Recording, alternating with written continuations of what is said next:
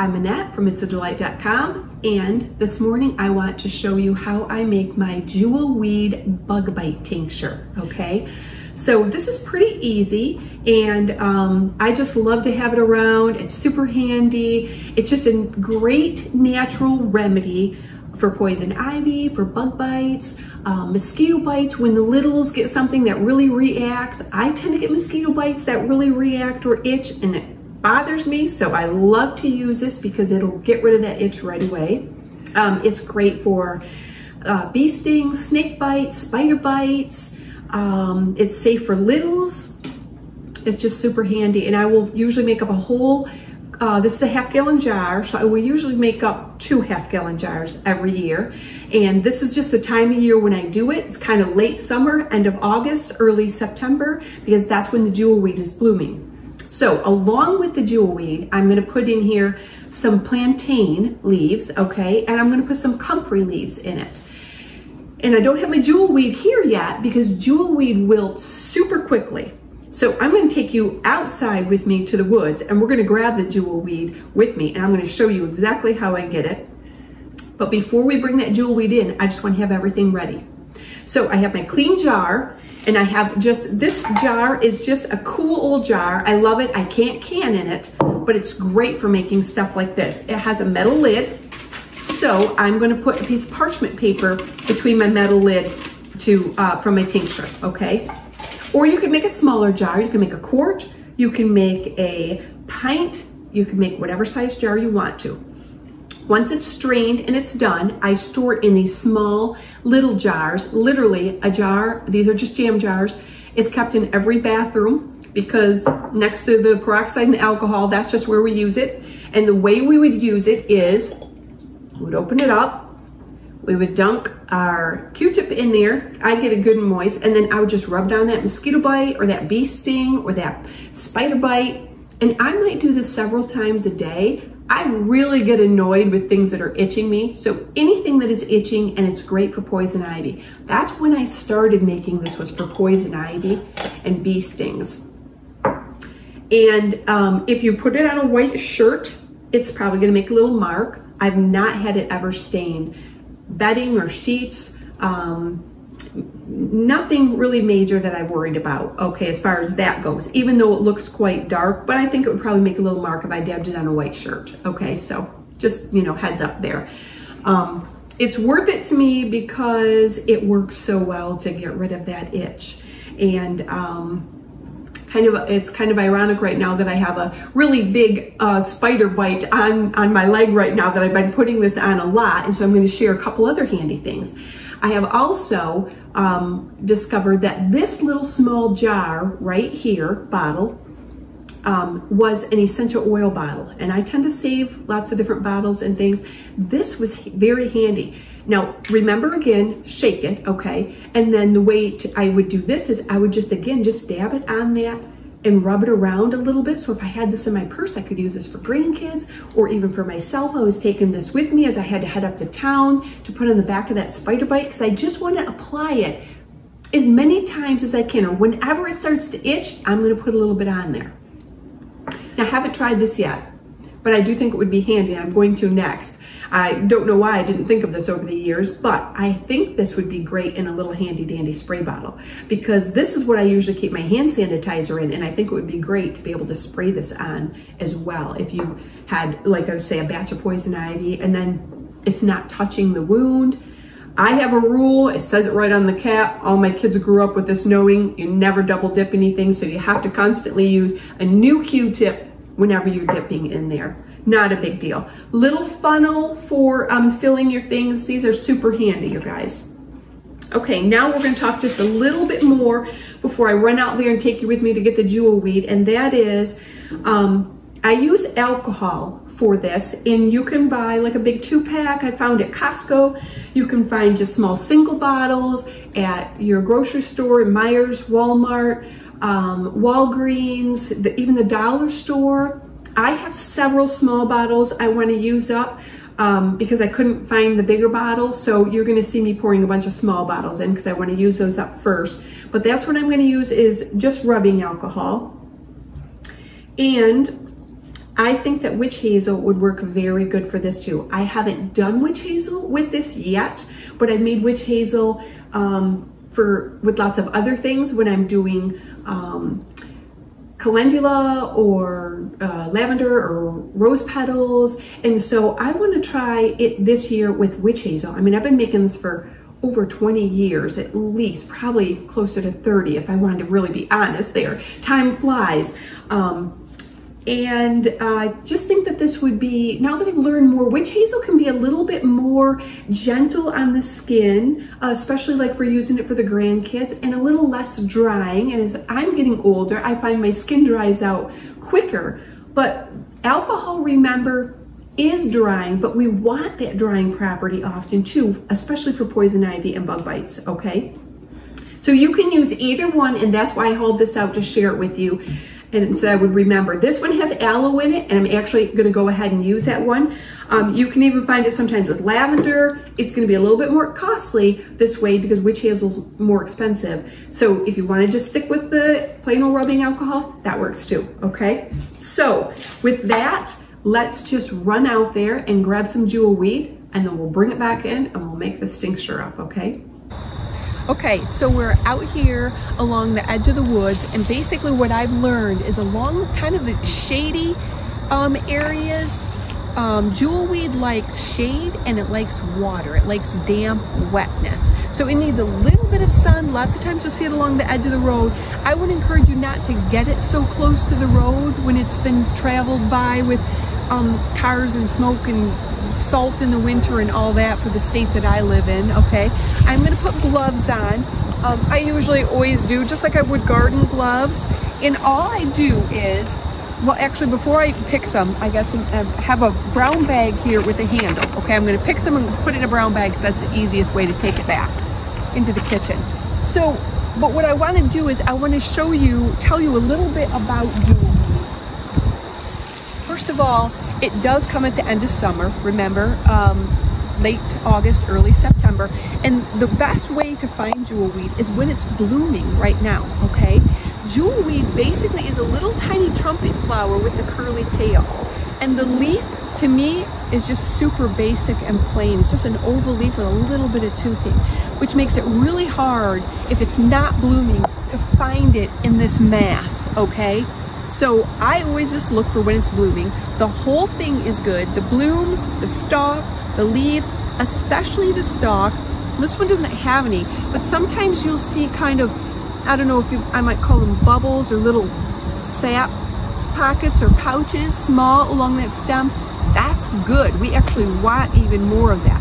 When we take this in, we're gonna crack the stems, and we want to be sure that when we put this in our jar, all that goodness is able to get out, okay? So all I'm gonna do is I am just going to pick some of this jewelweed and put it in a bag, take it back into the house. We're just gonna take a few stems. Also, I would mention that I wear water boots in this because they say that wherever jewelweed grows is also a very popular place for poison ivy to grow, which is kind of handy because I literally could take this jewelweed and I could just rub it around in my hands and rub it on if I was in poison ivy and couldn't get to water or anything else, or if I just got stung. I could easily do that with it, okay? This is actually a really good one. Jewelweed wilts quickly after you pick it, which is why we're gonna just pick it and use it right now, okay? And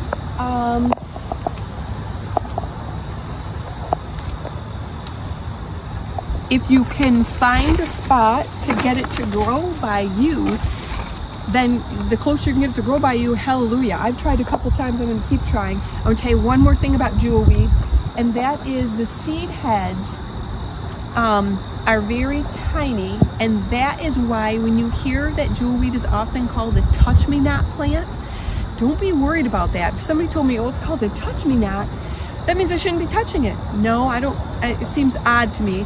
But if you touch the seed heads and they're not ready right now, I've never had it happen to me because I've never been by the seed heads when they're ready. Supposedly the seed heads will shoot these little tiny seeds out at least 4 feet.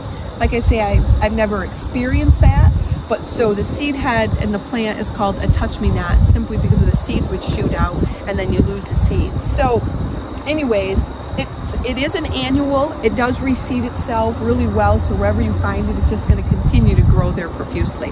So let's just pick some and take it back into the kitchen with us.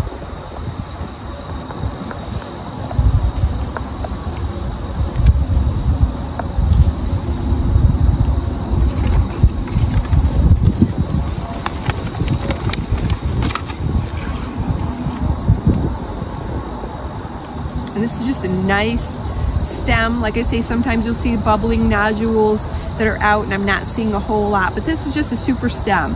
This is a super good stem, I should say, okay? Okay, so I'm back in the kitchen, and now I'm just gonna take a good handful of this, which is what I need for 1 jar. I'm just gonna give this a good dip, and I'm just gonna rinse off any dirt. And just lay it on my big towel here.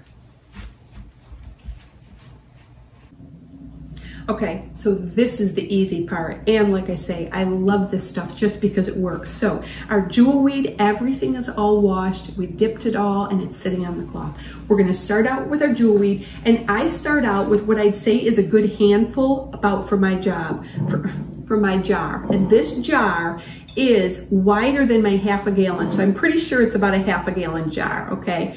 Now, I'm gonna actually take a little less, and we're not baking a cake.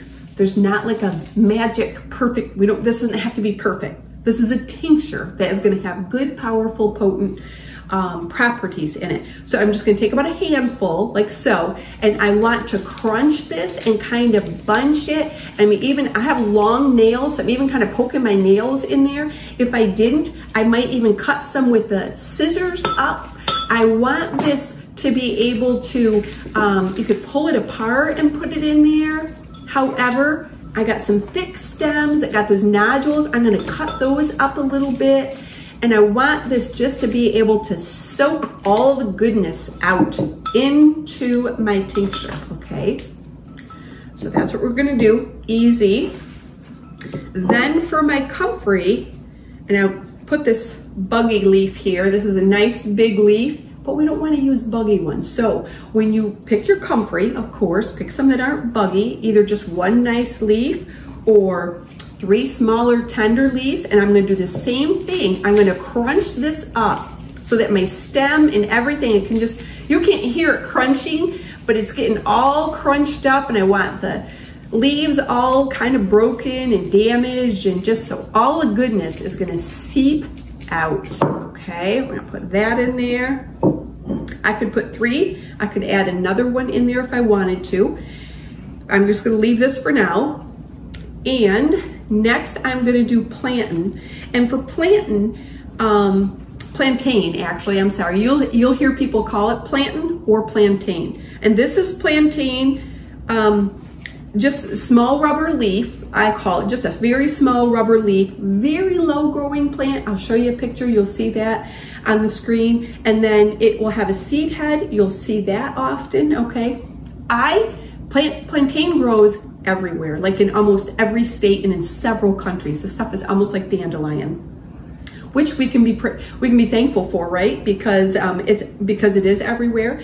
If I got stung by a bee or something serious and couldn't get to anything, you literally, back in history, even today, you could chew this up, people still do this, and you could make a slimy green salve and put that on there, and it literally would take the pain away. It would start drawing out that poison, and I wouldn't hesitate to do that. I mean, if that's what I had to do. So I'm gonna take about a handful or 2, okay? I love plantain. I'm gonna tell you why. As I come back to my notes, plantain is highly favored for drawing out poisons.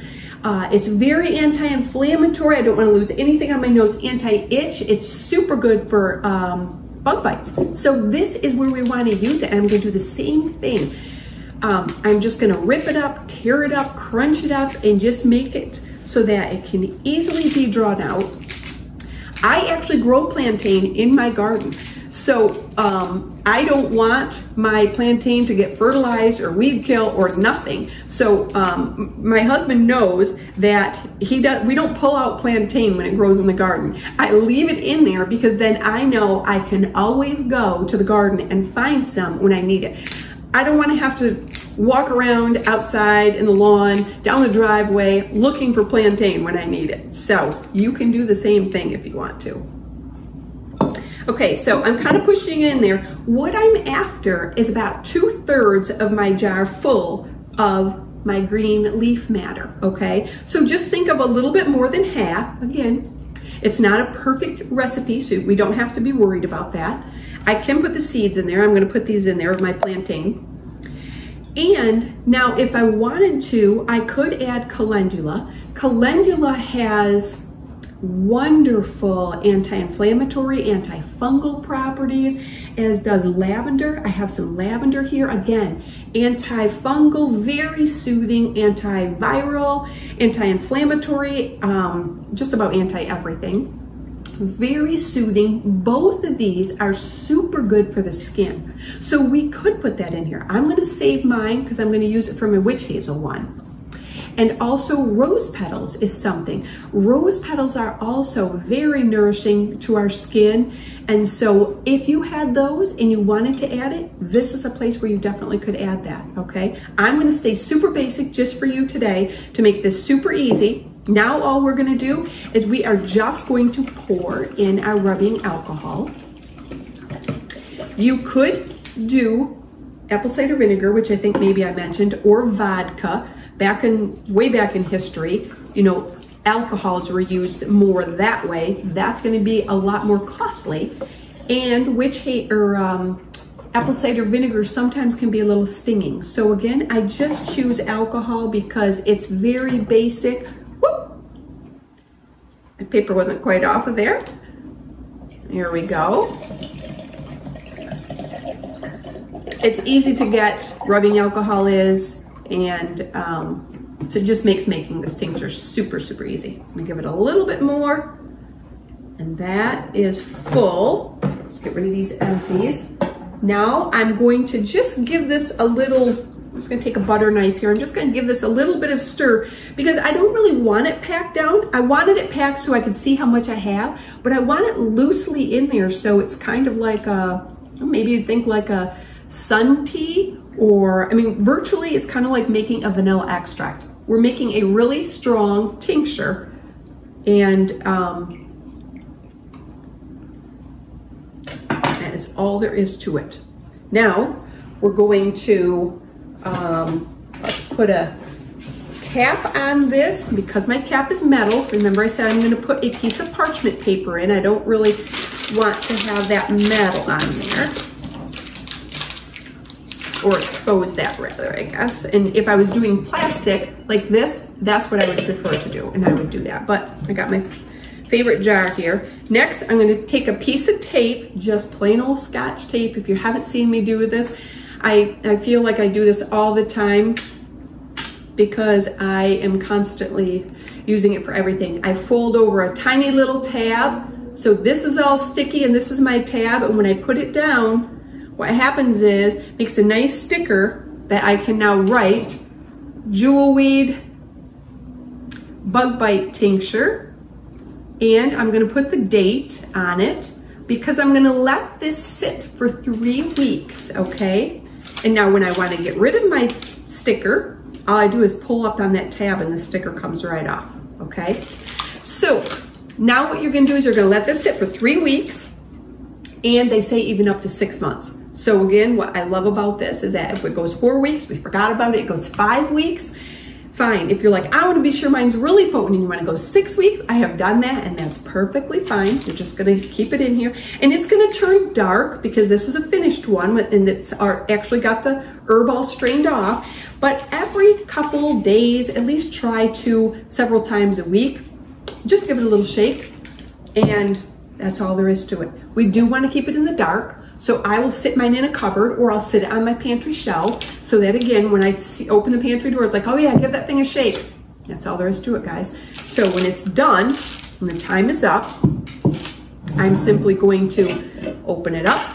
I'm going to use my little tea strainer. I'm going to strain this off into a clean jar like this, because that's my making jar, you might say. And then I'm going to put the label on here. Same little piece of tape, same way. I'm going to write Jewelweed and Plantain. On this one I wrote Jewelweed, Plantain, and Comfrey. If I add something more, I may add that on there so I know, because there's no way to know, did I put the calendula in this one or not? So that's all there is to that. Then from here, this will be my big jar that I keep on, actually, so I should say, we're gonna store this in the basement in a cool, dark place. We wanna keep this in a dark place. And so this is gonna get stored in the basement with my other canned goods and things. And then when I need to refill these, I just would refill off of my big one and keep it in these little jars, like I said, in every bathroom. That's how I do it around here, okay? So let's just be sure, I wanna share just a couple more notes with you, quick a minute. And then I'm going to share a couple sources with you, okay? So remember that Jewelweed is our main ingredient, and that is the one also that has lots of good swelling and anti-inflammatory properties. And we talked about when it grows and where it grows. And then we've got Plantain, which is the small little rubbery one. We used all of ours in there. And Plantain is, again, it's highly favored for its anti-inflammatory properties. Plantain also is one that draws out the poisons. And then we have Calendula, which is our yellow one. And this one has a really strong history, actually, of being used in salves, creams, anything that would be for the skin, eczema, psoriasis. You'll see this in store purchased items that are for the skin. And it's super good for any of that kind of stuff, okay? Next we have our Comfrey. And Comfrey also is one that has a nickname called knit bone, because Comfrey not only is good for the skin, abrasions, open wounds. They say that it's good for, it speeds up recovery. I personally we've had a lot of experience. I've seen Comfrey be very helpful in some really needed skin situations of injuries. And I just would never want to be without it. Comfrey grows easily, and so you can just grow it right in your garden. It loves sun, and it has a purple flower on it. The bees love Comfrey, so if you were trying to get bees and butterflies to your garden, if you have Comfrey, you will definitely be bringing the pollinators to you. So Comfrey has a little bit of a fuzz to it. So if you're going to put it on a burn or use it in other situations, you can just dip it in hot water and it'll take the fuzz right off, and then it can be used that way.